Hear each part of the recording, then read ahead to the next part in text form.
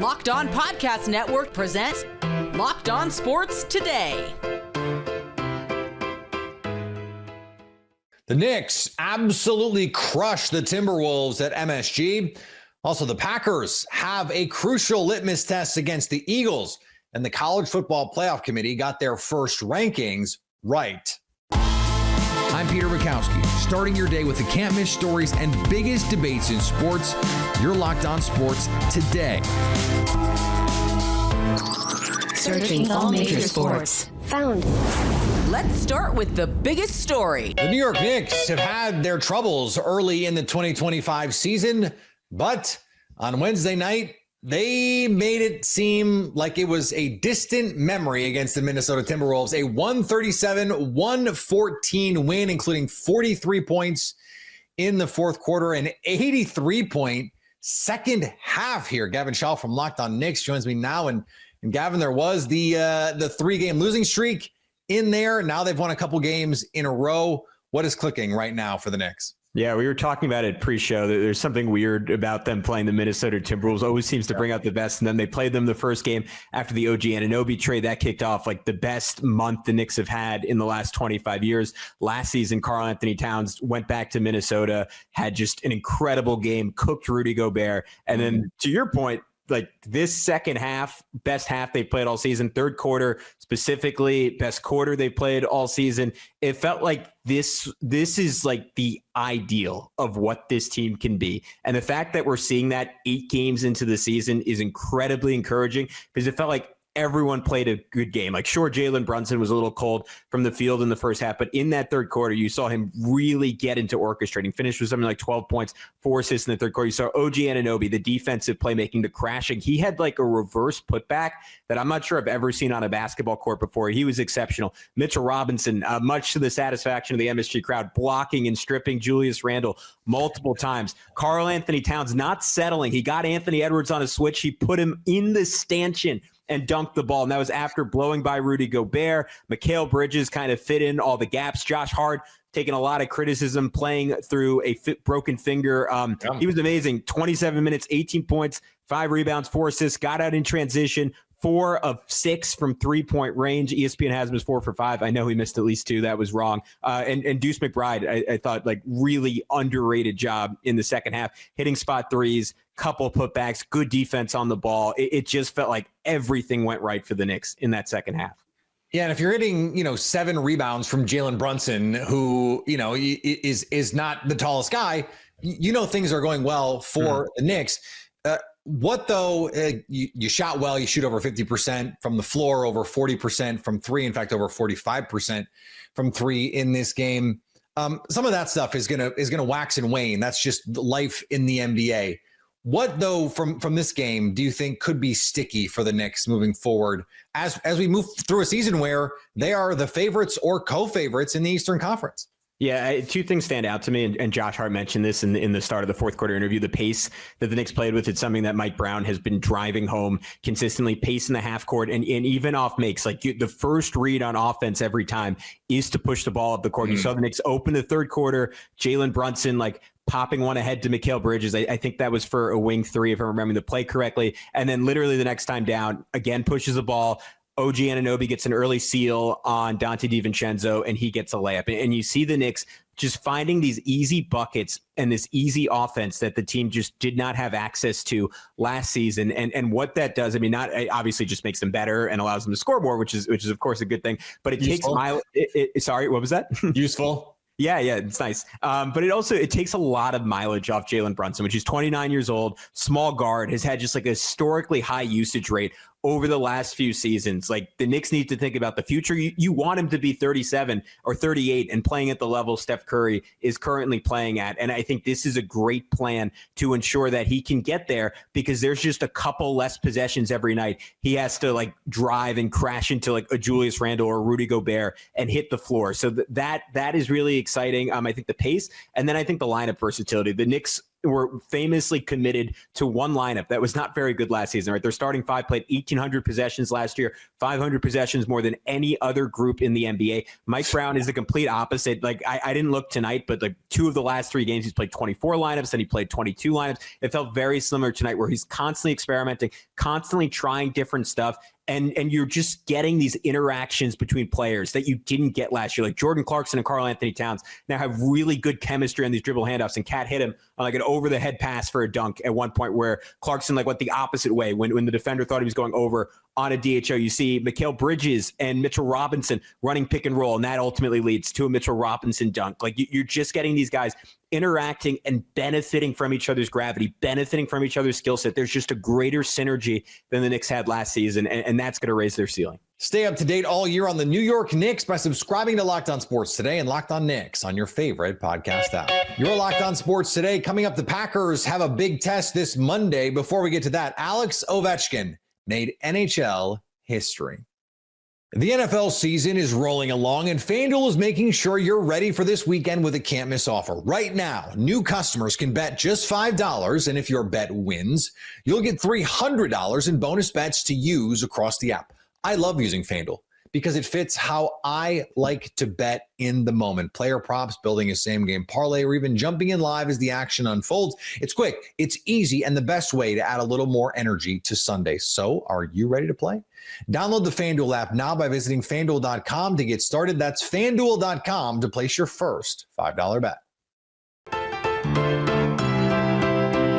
Capitals star Alex Ovechkin became the first player to ever score 900 regular season goals. Alex Ovechkin scores goal number 900. Hi, this is Dan Holney of Locked On Capitals. Well, quite an evening for the Great Eight as he finally does it, scores goal number 900. Only his third goal of the season, a backhander off Jordan Binnington, and further cements him into the history books as the greatest goal scorer of all time. Now, this has been quite a season for Alex Ovechkin, 40 years old, his 21st season in the league. Got a bit of a rough start to the season on the injured list, and many people are wondering how much fuel the Great Eight has left in the tank.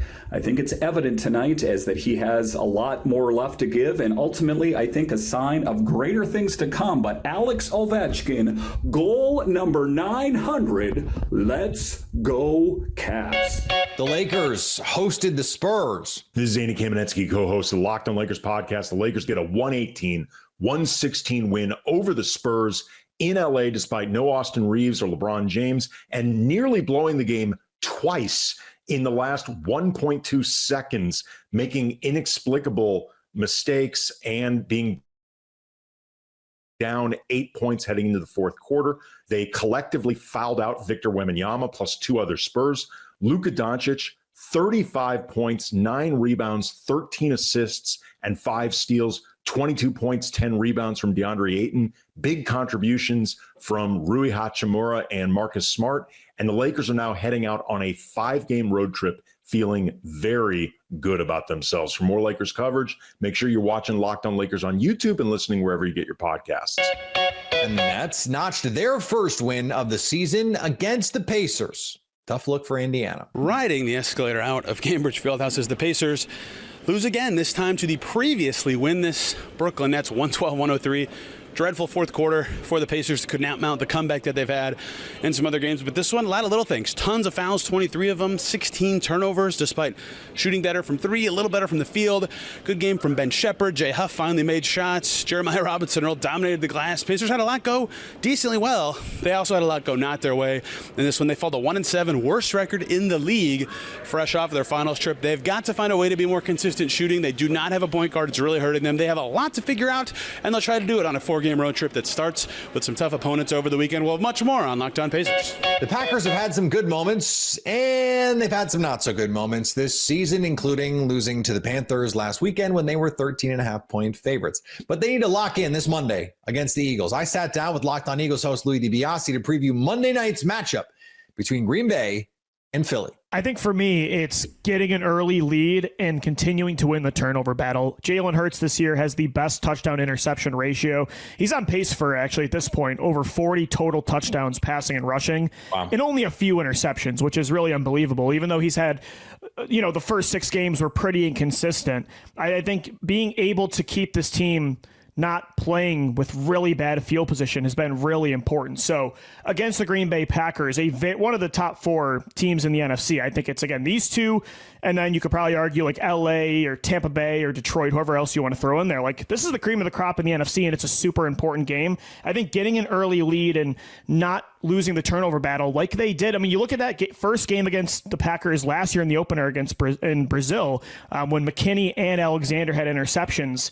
Yep. The Eagles kind of had to play a little bit of catch up there in the first half. So I think that is part of what changed Jalen Hurts' overall approach. I know it sounds cliche, but getting a lead and winning the turnover battle, it's been so key for the Eagles and their success over the last couple of years. This team just plays so much better from up top when they have a lead and they can just run down your throat in the second half. And I just think when they have to play from behind and they have to be a high volume passing offense, sometimes they'll have big games like the last couple weeks, but I don't think that's their true identity of who they are. And so they've been a great first quarter offense. That's the one thing Kevin Patullo's done really well this year consistently is start fast. I think that needs to be a key again on Monday night. Yeah, and this Packers defense has been outstanding in the first quarter. I think they've allowed 1 first quarter touchdown this season. Wow. So yeah, strength on strength there. And so, yeah, no question about it. And like I joke about no coach has ever said, I want us to start slow. Right.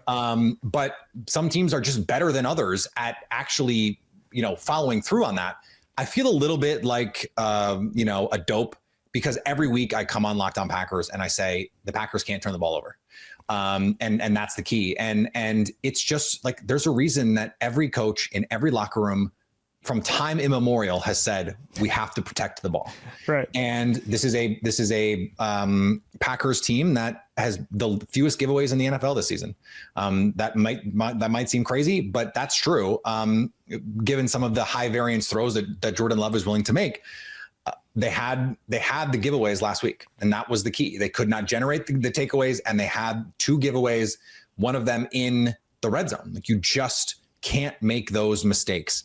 This is going to be a game where Jordan Love is going to have to stay patient, and they're going to have to be judicious with the way that they're going to take shots down the field. It has to be, you can't just don't go broke taking a profit. If they're going to play too high and you're going to have the run game working, keep running the ball. One of the reasons why the Packers are the best third down team in the NFL this year is because they have the shortest distance to go on third down this season. They are consistently in these 3rd and 4s, 3rd and 3s, 3rd and 5s.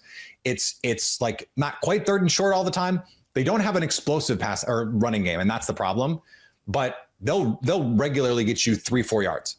And if you even if you run, which I hate, but let's say you do that. Same. It's consistently 3rd and 3.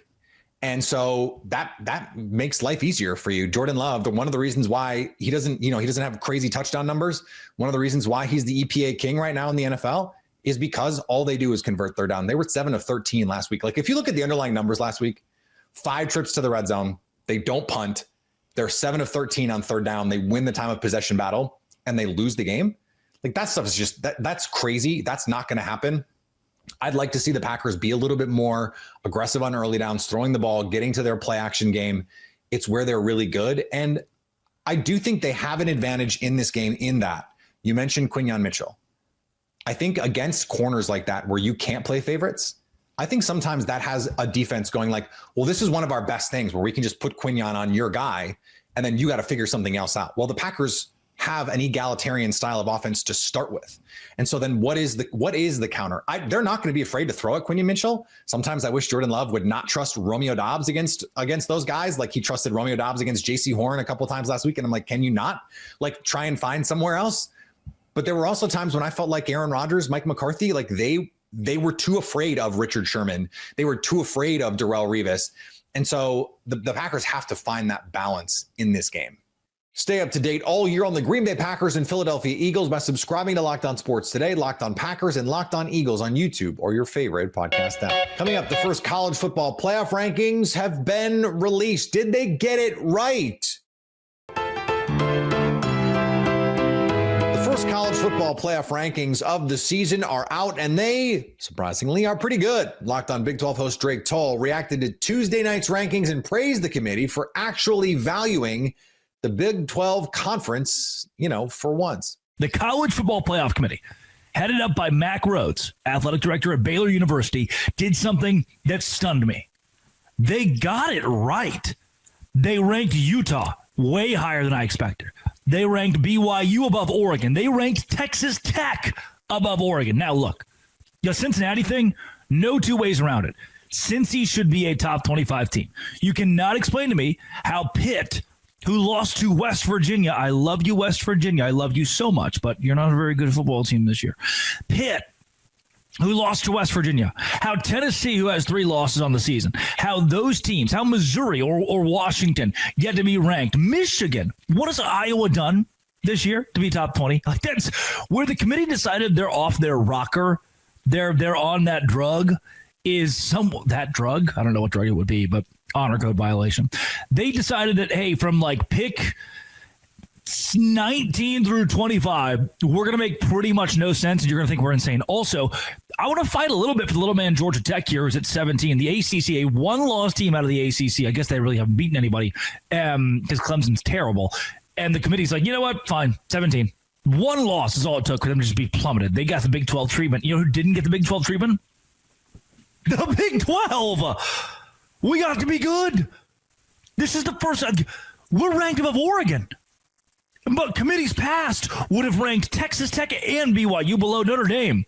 And then some fat guy gets on camera and goes, well, we looked at the strength of schedule, and more importantly, the losses that Notre Dame's taken have been pretty good losses. That's the issue. And Booger McFarland's also, what is Booger still doing here? I thought we got rid of Booger a long time ago. He was just on the TV screen for me. And we get to Ole Miss, and Booger's comments are, well, they looked really good in that loss against Georgia. Well, they were really strong in that. Well, they lost to Georgia, but it wasn't really a loss because of how good they were. Well, I was super impressed with their loss against Georgia. Like, what, dog? At home? Are we still playing this game of I'm very happy they lost? They looked so good doing it. And finally, J.J. McCarthy brought 9 back to work. After missing 23 of his first 25 games, the smiley Michigan kid is channeling the built-in anger into a mean mug alter ego, and it's playing. 9, McCarthy's new game persona, isn't trash talking or theatrics. It's a legitimate switch. He says it started on IR when he wanted to play, and that turned into the fire he had to aim somewhere. Now it shows up on Sundays as a controlled edge, enough that head coach Kevin O'Connell jokes about getting out of its blast radius. I wonder if he were an offensive lineman, if it would be 6'7". If you're catching this episode after hearing your favorite Locked On show, make sure to subscribe to Locked On Sports Today on YouTube or wherever you get your podcasts so you never miss an episode. Also, if you're a new subscriber to Locked On Sports Today, we're here for you with the biggest stories in sports every day. Coming up, we're worried about what the Broncos are going to do to the Raiders on Thursday Night Football. So at least until tomorrow, stay locked on sports today. Locked On Podcast Network presents Locked On Sports Today. For more episodes of Locked On Sports Today, go to our video on demand. Click on sports at the top of your screen. There, you'll find past episodes of Locked On Sports Today, plus other Locked On shows on demand.